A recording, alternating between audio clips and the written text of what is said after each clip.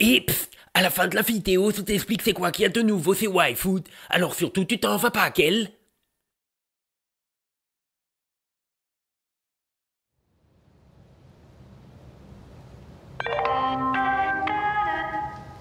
Le train à bestiaux, numéro 7909, en provenance de Compiègne et à destination de Darao, départ 15h14, entrera en gare, voie A.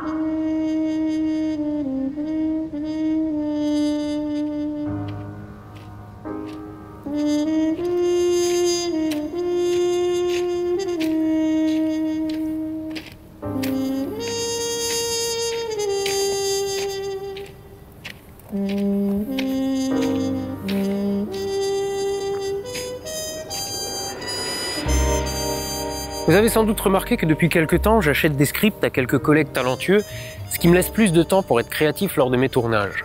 La vidéo d'aujourd'hui a été écrite par Philippe Besancenay, un ancien collègue du Républicain Lorrain qui n'a encore jamais écrit pour la chaîne, même si je vous ai déjà parlé de lui en tant qu'auteur.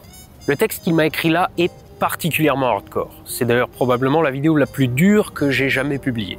Je vous mets donc en garde, le contenu qui va suivre peut s'avérer perturbant.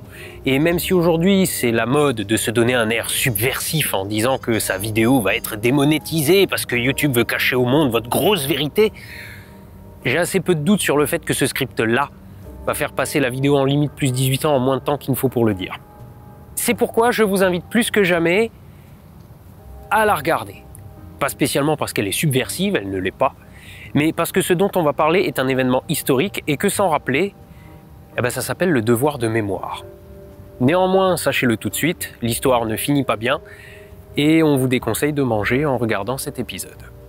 Nous sommes ici à la gare de Sarrebourg. C'est là que chaque semaine pendant mes études, j'ai pris le train jusqu'à Strasbourg. Et chaque semaine donc, je passais devant cette plaque. C'est cette histoire qu'on va vous raconter aujourd'hui.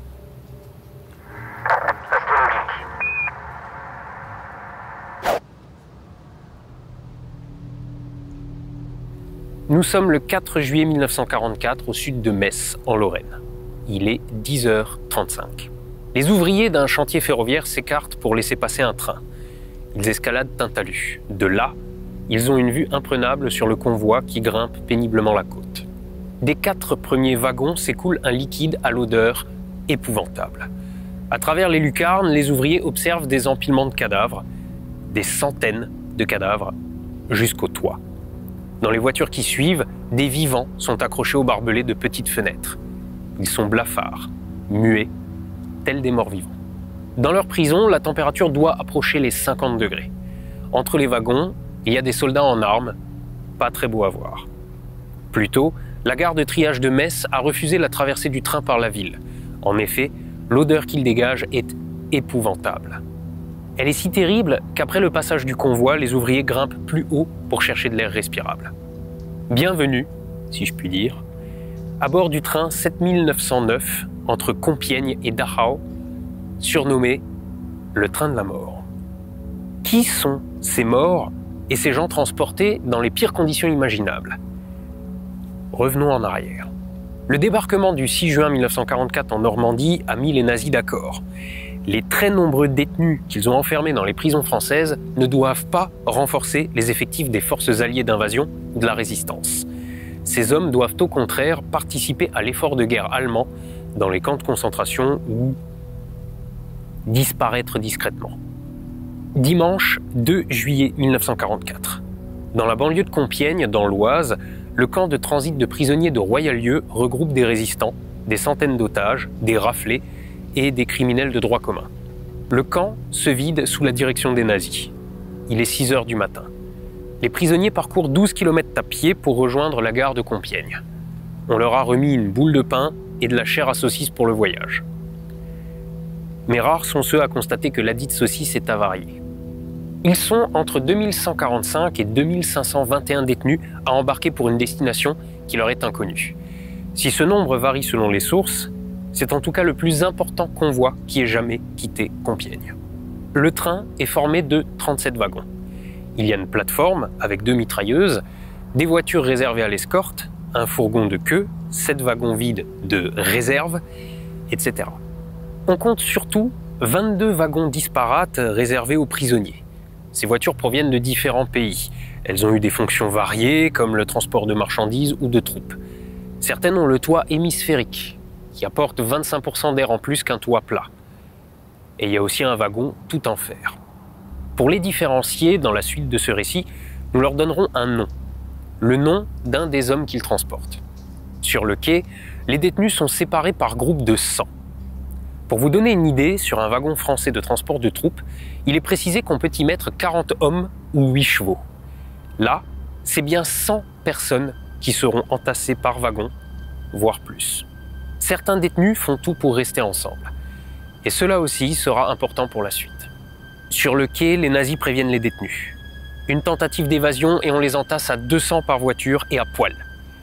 Une évasion, 10 fusillés.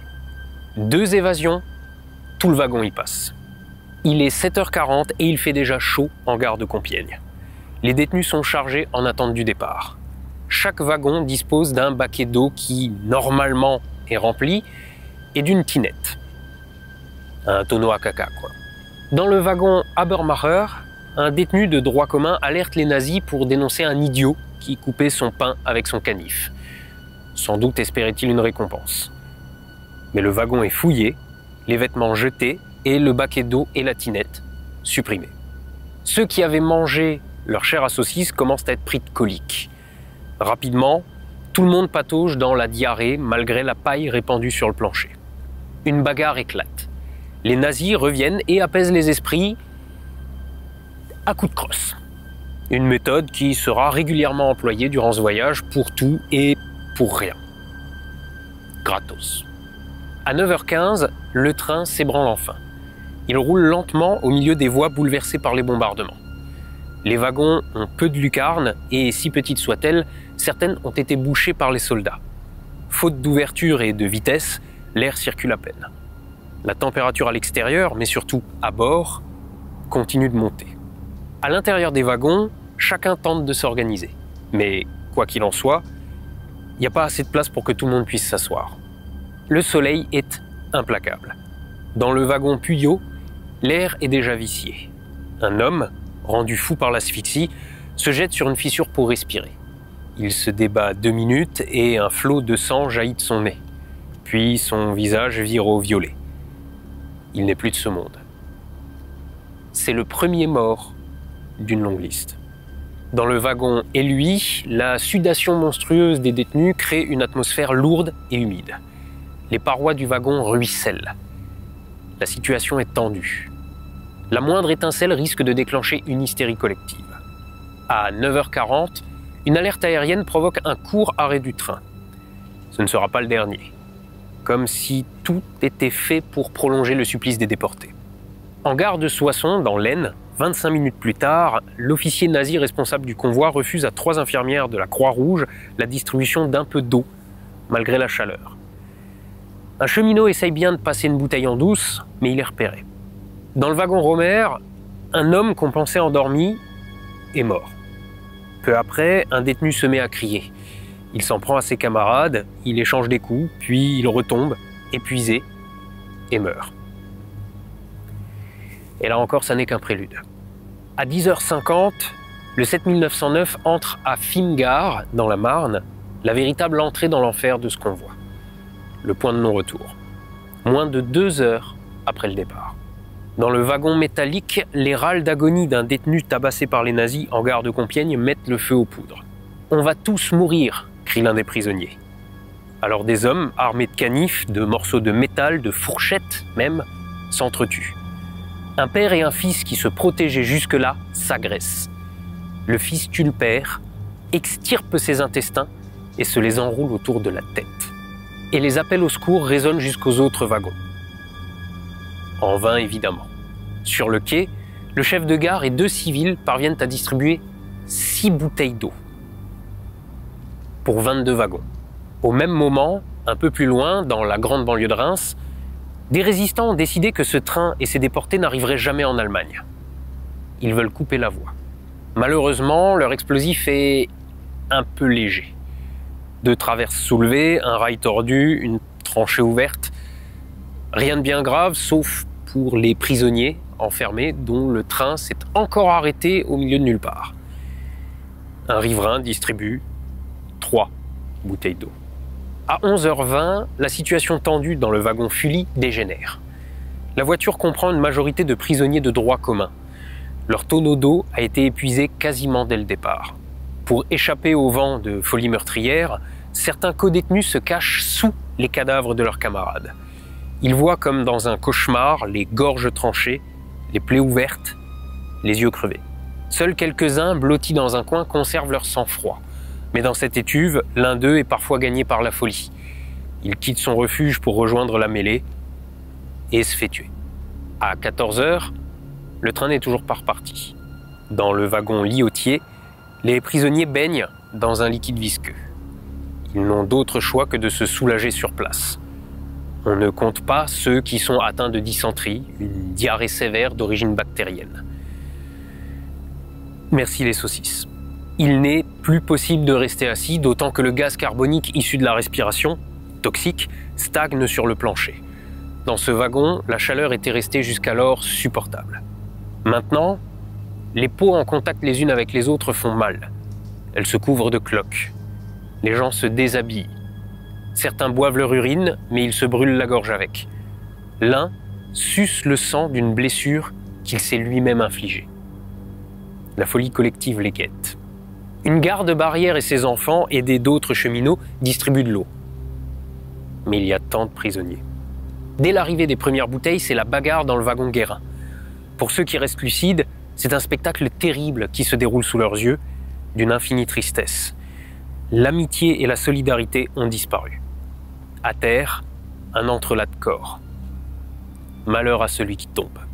Les crises de démence parcourent la voiture, retombent, puis reprennent. Certains demandent à être fusillés. Voyant les yeux hagards de ses camarades, un homme prend peur. Il se réfugie à l'intérieur de la tinette, qui débordait. Sous le regard méfiant des sentinelles, des maraîchers et leurs familles vont distribuer de l'eau pendant 2 heures. Les rails sont tellement chauds qu'ils leur brûlent les pieds. La pompe à bras ne rendait à la fin plus que de l'eau crayeuse en cette période de sécheresse. Des paysans d'un village non loin arrivent avec des vivres, mais tout le monde est refoulé par les nazis. Après un arrêt de 3 heures en plein soleil, le train repart enfin. Il fait 34 degrés à l'ombre. Les wagons sont devenus de véritables fours aux planches brûlantes. À 14h45, le train arrive en gare de Reims. Depuis Compiègne, il y a à peine 100 km, ce qui fait donc une vitesse moyenne de 20 km/h. Ce qui est très lent, quand vous devez votre survie et votre santé mentale au flux d'air qui rentre par de rares ouvertures à moitié bouchées. Mais c'est dans ces conditions que commence la fournaise de Reims. Quelques tentatives de distribution d'eau par des cheminots n'aboutissent pas. La gare est remplie de nazis, et ces derniers craignent une attaque de la résistance. Un cheminot remplit les réserves d'eau d'au moins 2 wagons en utilisant un tuyau-pompe qui sert d'ordinaire à alimenter les réserves des toilettes. Un collègue, à lui, passe un tuyau d'eau branché directement sur l'alimentation entre les barreaux, mais il se fait agresser par un officier nazi. Un peu plus loin, le responsable du convoi permet l'ouverture de quelques wagons pour distribuer du sucre, de la menthe et de l'aspirine. Encore une fois, seul le hasard semble guider ces rares distributions. À 15h10, le 7909 repart à petite allure. Non sans raison. Toute une zone à 3 km de là a été crevassée par les bombardements. Les rails sont posés sur d'improbables échafaudages. Et ça ne loupe pas. 10 minutes plus tard, le tender, vous savez, le wagon plein de charbon, tiraillé entre la locomotive et le convoi, il bascule. Les nazis crient au sabotage alors que ce n'est qu'un glissement de terrain. C'est bien sûr la seule voie disponible. Il faut donc relever le tender et sortir la loco avant de combler les affaissements. Il y en a au moins pour 2 heures. En théorie. Le convoi est ramené en gare par un tracteur. Pendant ce temps, dans le wagon Fully, beaucoup de prisonniers périssent étouffés sous le poids des corps dont ils n'arrivent pas à se dégager. La crise de folie continue. Jusqu'à ce qu'une majorité de gens cessent de respirer. Les survivants ont ensuite suffisamment d'air pour reprendre leur souffle et leurs esprits. Tout cela pour découvrir tous ces corps immobiles et enchevêtrés. Le directeur de la Croix-Rouge intervient auprès de l'officier responsable du convoi qui finit par ouvrir lui-même un wagon. Des hommes évanouis en tombent. 2 corps sont sortis. Et c'est à peu près tout, car un cordon de gorille neutralise la Croix-Rouge. Pendant ce temps, dans le wagon Romer, la tragédie s'accélère. Une simple bousculade et le wagon rebascule dans la folie. En 3 heures, 74 personnes décèdent sous l'effet de la chaleur, de l'asphyxie, par déshydratation ou sous les coups. Dans le wagon Garnal, la situation était sous contrôle d'un jeune policier et d'un docteur. Jusqu'à cette halte et au pétage de plomb d'un joueur de rugby. Armé d'une chaussure, le colosse assomme ses victimes avant d'être maîtrisé et attaché. Mais ces liens ne résistent pas bien longtemps. Quand il s'en prend au panneau cloué sur un des hublots d'aération, il est abattu par un SS. De voiture en voiture, la tragédie se répète. La puanteur s'ajoute à la chaleur. Les cadavres se putréfient rapidement et il faut monter dessus pour ne pas se faire coincer. Pourtant, tout espoir n'a pas encore totalement disparu. Dans le wagon Veil, par exemple, des médecins ont dès le départ assez d'autorité pour établir une rigoureuse discipline. Ils sont appuyés par 36 résistants qui se connaissent et se protègent mutuellement. Ces derniers ont tenté de s'évader de leur prison d'Es et ont noué des liens solides. Tout le monde s'assoit, collés les uns contre les autres. Les vêtements sont laissés au sol et non accrochés aux parois pour que l'air circule. Un rationnement d'eau est mis en place. Un demi-verre toutes les 2 heures. Et les déjections sont jetées par la fenêtre. Alors bien sûr, des hommes font des malaises, mais ils sont ventilés et hydratés dans la mesure du possible. Le moral ne vole pas bien haut non plus, malgré l'absence de mort, car ces passagers entendent à chaque arrêt les cris d'agonie des wagons voisins, et en particulier durant cette longue halte à Reims. Pourquoi toutes ces crises de folie, y compris chez des gens sensés, calmes, qui inexplicablement deviennent hystériques et meurtriers? Voici une des explications. Le corps humain est thermorégulé, c'est-à-dire que sa température interne est constante et tourne autour de 37 degrés. S'il fait trop chaud, on transpire et l'évaporation de cette sueur permet de refroidir le corps. Mais dans un environnement chaud, saturé de vapeur d'eau, cette évaporation ne peut plus se produire. Ayant perdu votre seul système de thermorégulation, votre température commence à monter. Typiquement, c'est ce qui se passe dans certaines régions du monde, comme l'Inde, à cause du réchauffement climatique. Trop d'eau et trop de chaleur les rendent invivables. Donc, sans évaporation de la transpiration, la température corporelle s'élève et à partir de 39 degrés, certaines personnes commencent à délirer, voire à perdre le contrôle de leurs actes. Cet état est aggravé par la déshydratation et le manque de sodium, du sel, évacué en même temps que la transpiration. Et bien évidemment, la déshydratation causée par la diarrhée n'est pas là pour améliorer le tableau. Or, l'air de la plupart des wagons est transformé en hammam, à cause de la transpiration des premières heures et du manque de circulation d'air. Un rescapé, oui, parce qu'aussi incroyable que ça paraisse, il y en a eu, estime que la température intérieure a pu monter jusqu'à 70 degrés. Je rappelle que le train stationne en plein soleil, en plein été. Dans le wagon Bernard, la découverte d'un canif avant le départ de la gare de Compiègne a valu aux détenus d'être privés d'eau. Mais paradoxalement, malgré les souffrances occasionnées, cette privation leur a permis d'avoir une atmosphère moins saturée en eau. Ces hommes vont se relayer pour ventiler leurs camarades et grâce à un peu de discipline, ils atteindront tous leur destination. Il est à présent 20 heures en gare de Reims, pratiquement 5 heures plus tard. La machine a enfin été relevée et le convoi va partir. Les 2 corps qui avaient été sortis sont ramenés dans un wagon de tête vide. Pourquoi ? On verra plus tard. La nuit met du temps à tomber, mais un peu de fraîcheur finit par arriver. Le train poursuit sa route parsemée d'arrêts parfois incompréhensibles. Dans le wagon et lui, on prépare une évasion. Mais tout le monde ne pourra pas fuir, c'est certain. Leur wagon est accroché derrière celui des SS qui, avec leurs projecteurs, inspectent régulièrement les environs. Une minorité de détenus s'oppose à cette tentative. C'est pas la peine d'avoir échappé à l'asphyxie pour être tous fusillés, disent-ils. Ceux-là n'ont pas oublié les menaces faites sur le quai de la gare de Compiègne. 2 évasions, tout le wagon y passe. Le lundi 3 juillet 1944, au petit matin, dans le wagon Romer, seulement 24 personnes sur 100 répondent à l'appel. Les survivants entassent les cadavres à une extrémité du wagon. Le tas arrive presque jusqu'au plafond. L'odeur épouvantable et cette tache déprimante et harassante leur donnent la nausée. Ils s'arrêtent à plusieurs reprises, se demandent s'ils sortiront de ce tombeau roulant, puis ils se collent aux fissures du wagon pour tenter de respirer. Dans d'autres voitures se répète la même besogne. Les morts sont horribles à voir avec leurs yeux grands ouverts, leur visage cyanosé et leur ventre gonflé. Dans le wagon Fully, ce n'est pas mieux. La fraîcheur de la nuit ranime quelques détenus supplémentaires, mais ils ne sont plus que 25 à répondre. Ils dorment et marchent sur les morts. Un homme suce le genou d'un cadavre en souriant. Dehors, il tombe une petite pluie fine, mais il fait encore très chaud. Le convoi avance toujours à l'allure d'une tortue. L'air est si vicié qu'il faut rester debout afin de ne pas respirer le gaz carbonique qui stagne dans les basses parties des wagons. Certains prisonniers tentent de recueillir l'eau de pluie en s'efforçant de faire passer des boîtes de conserve à travers les barbelés des ouvertures. Mais des gardes SS tirent des rafales pour faire rentrer les bras. Il faut des heures pour remplir à demi une boîte. L'eau est noire, surchargée de poussière de charbon provenant du panache de fumée de la locomotive. Elle est infecte, mais apporte un peu de soulagement. Ailleurs, l'eau est récoltée avec des mouchoirs et des serviettes placées devant la fenêtre. Dans un autre wagon, les guêtres d'un facteur, pliées en entonnoir, permettent de remplir une bouteille. Un fil de fer, replié plusieurs fois, sert à diriger les gouttes du toit vers l'intérieur.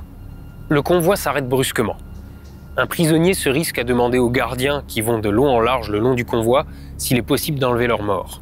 « Nous en avons 46, dit-il. »« Eh bien, ça fait 46 cochons de moins, » répond le garde. Dans le wagon métallique, les 3 seuls rescapés se tiennent près de la porte. Ce train, c'est le train de la mort.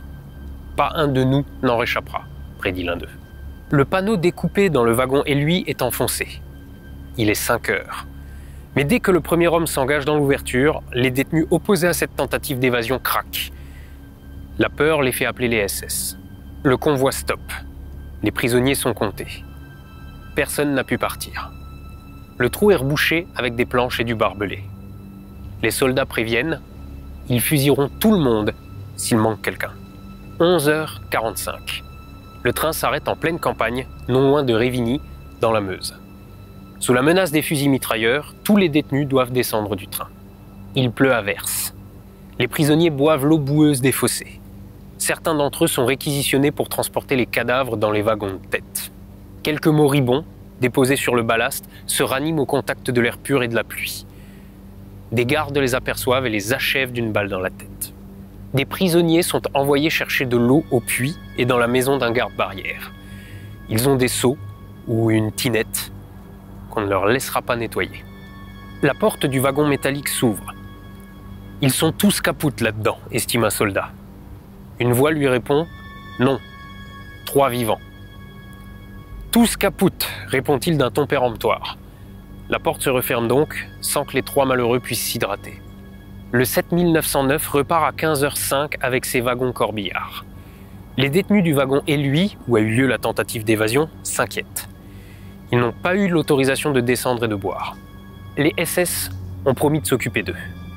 10 minutes plus tard, nouvel arrêt. Des militaires encerclent le wagon. Ils ouvrent la porte.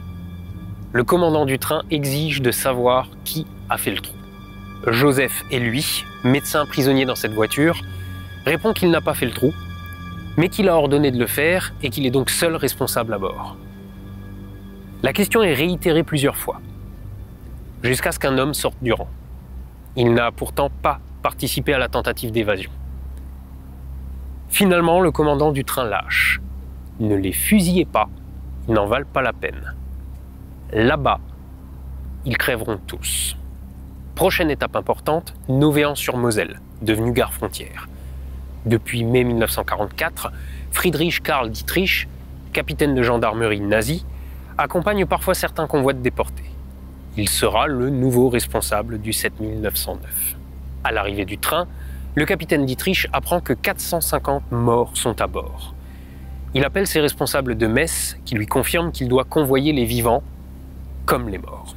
Vous ne savez pas ce que c'était de désobéir sous Hitler et Himmler, dira-t-il 4 ans plus tard lors de son procès. Il fait demander un camion de chaux pour la répandre sur les cadavres, sans vérifier si dans l'eau tout le monde est bien mort. La nuit est plutôt fraîche et les prisonniers se rhabillent. Ceux qui n'avaient pas touché à leurs saucisses ni à leur pain se rendent compte que les premières sont pourries et que les seconds ont un goût de cadavre. Quelques-uns tentent d'en manger quand même, mais sans salive pour l'avaler, ça s'avère impossible. Ils doivent leur cracher. Le mardi 4 juillet 1944, les corps se liquéfient et l'odeur est épouvantable. L'escorte du train va boire du vin toute la nuit pour oublier cette odeur de mort. Le directeur de l'agence des douanes interroge l'officier responsable du train au sujet de ces cadavres qui se décomposent. « Pourquoi ne pas les enterrer ?» demande-t-il. « Nous ne voulons pas donner à la population française un motif de révolte », lui répond l'officier. Le train quitte Novéan. Vous savez maintenant comment le convoi 7909 s'est transformé en train de la mort. Mais ce n'est pas la fin de son trajet. Après avoir dépassé le chantier ferroviaire au sud-est de Metz, le train s'arrête à Sarrebourg, chez moi. La veille, à 22 h, le capitaine Franz Müller, commissaire central de la gare de Sarrebourg, en Moselle, demande par téléphone au responsable de la Croix-Rouge de préparer 2000 rations. Un train de civils, lui dit-on, doit passer. Au matin du 4 juillet, le convoi est annoncé avec du retard. À 11h56, le 7909 arrive en gare de Sarrebourg et s'immobilise entre un train de charbon et les baraquements du quai militaire. Dans un premier temps, l'autorisation de ravitailler les prisonniers n'est pas donnée. Les convoyeurs du 7909 veulent continuer dès le changement de locomotive, sans aucune attention envers les détenus dans les wagons qui stationnent sous une chaleur accablante. Une dispute intervient alors entre le capitaine Franz Müller et le capitaine Friedrich Dietrich, chargé du 7909. « Je dois accompagner à Dachau les morts et les vivants. C'est un ordre de Himmler. Mort ou vif. » Le commandant central de la gare de Sarrebourg invoque le passage d'un train de la Wehrmacht qui doit rejoindre le front de Normandie. Les voies ne seront libres qu'après 15 heures, assure-t-il. Il obtient alors l'autorisation de distribuer de la soupe et de l'eau par les infirmières de la Croix-Rouge allemande. Cette distribution débute peu avant 13 heures. Ce sera la seule nourriture fournie durant les 4 jours du trajet. Mais à 15h14, le ravitaillement est interrompu. Tout le monde est chassé du quai sans ménagement. Le convoi 7909 s'élance avec ses 488 victimes à bord. De la chaux est étendue sur la voie après le départ du train. Le capitaine Franz Müller, qui avait permis à la Croix-Rouge ce geste d'humanité, est vite inquiété. Il est condamné à mort par contumace lors d'un conseil de guerre. Il était effectivement absent à ce procès, prisonnier des autorités françaises. Il mourut 15 jours après sa libération. Nous sommes à présent le mercredi 5 juillet 1944. Personne ne doit plus approcher du train à moins de 20 mètres. Tels sont les ordres du capitaine Friedrich Dietrich. Le chauffeur doit aussi respecter une moyenne de 40 km/h. Quand le train passe le Rhin, des prisonniers chantent la Marseillaise. Quelque chose d'autre, aussi terrible, les attend en Allemagne. Un orage éclate dans la nuit et chacun fait ce qu'il peut pour récupérer de l'eau. Les arrêts se font rares. Les villes bombardées se succèdent.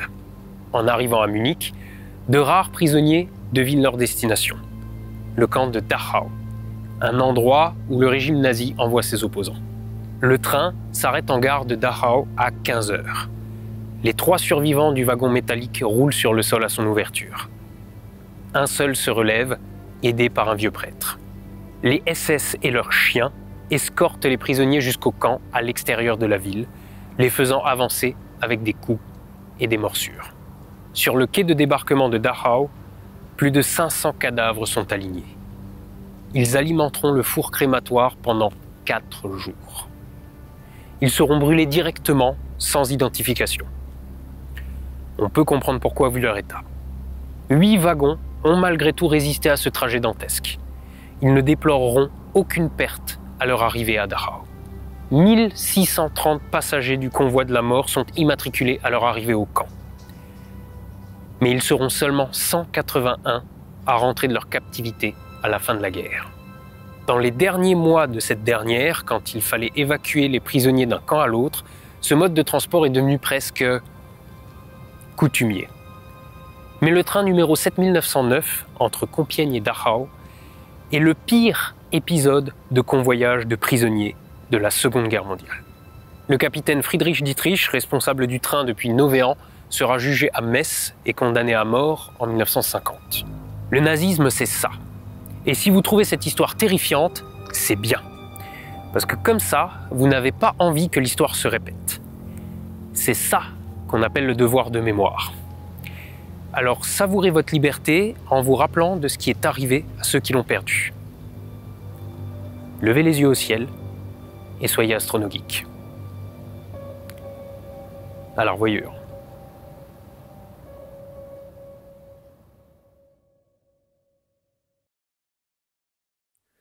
Posons pésame accessible. Et vous savez c'est quoi la plus bonne meilleure nouvelle de l'univers? Je sais pas moi, au hasard t'es renvoyé. Mais la plus meilleure bonne nouvelle c'est que c'est l'été. Avec mon papa, on a enlevé l'herbe et les cacates de sultan et on a ressorti la piscine. Sauf qu'il y a un problème, c'est plutôt waifoot avec les coups de l'été parce que c'est tout pu cet hiver. Heureusement, waifoot, ils ont fait un nouveau coup. C'est le fruity à la cerise. Et Justine de waifoot, elle m'a envoyé une boîte. Et c'est tout comme t'as habitude, qu'elle. C'est une boisson à base de lait que ça ressemble à un yaourt à poire et que dedans il y a un quart de tout qu'est-ce qu'il faut que dans une journée pour pas que tu meurs de faim. Et comme t'as habitude, je te redis que c'est pas fait pour remplacer la gastronomie, qu'elle. waifoot, c'est fait pour quand t'as pas le temps de manger correctement et alors tu manges un sandwich triangle ou un cheeseburger. Et donc maintenant, il y a un nouveau coup que c'est cerise. Je me demande si un jour waifoot ils auront l'idée de faire une bouteille coupe à barbecue pour l'été. C'est pas le, si tu veux qu'on perde notre sponsor parce qu'ils ont fait faillite, vas-y, continue comme ça. Bah pourquoi? C'est aussi un coup de l'été. C'est pas le, sois donc pas aussi con. Mais je te permets pas. Donc Hortung, si tu veux essayer le nouveau coup cerise, il faut que tu te dépêches parce qu'il y en aura que cet été et puis après ils s'arrêtent. Moi je suis sûr que c'est parce qu'après ils vont sortir le coup barbecue. C'est pas le. Sur l'œil, dans la description de la vidéo, il y a un lien et un code. Et si tu utilises le lien ou le code, est 10% de réduction sur ta commande. Hortung, hein, si tu utilises en même temps le lien et le code, ça fait pas 20% qu'elle. Ça sert à rien d'essayer de tricher. Uneskfin, c'est une toute nouvelle banderole que Justine de waifoot elle m'a faite. T'es torcée, qu'elle. Bon, hop là, la réclame elle est finie, hein. Moi je vais aller dans la piscine maintenant. Tchuss.